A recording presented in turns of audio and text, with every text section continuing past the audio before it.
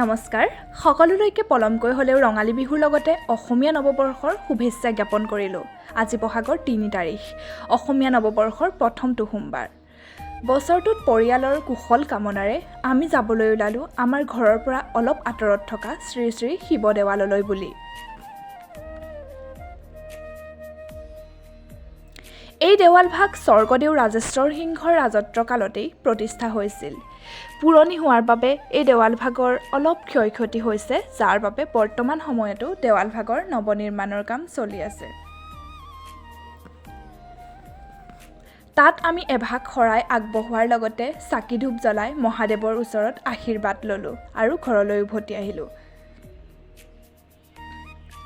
ঘৰলৈ আহি দেখোঁ যে ঘৰলৈ আলহী আহিছে আৰু লৰালৰিকৈ কাপোৰ চেঞ্জ কৰি খোৱাৰ বাবে যোগাৰ কৰিলোঁ আৰু এয়া খানা ৰেডি। সকলোৱে খাই বৈ আজৰি হোৱাৰ পাছত আলহী যাবলৈ ওলালে আৰু ময়ো অলপ জিৰাই ল'লোঁ। তাৰ পাছত ৰাতিলৈ গাঁৱৰ হুঁচৰি দল আহিলে আৰু আমি সকলোৱে হুঁচৰিৰ আগত সেৱা ল'লোঁ। আজিলৈ ইমানেই, ধন্যবাদ।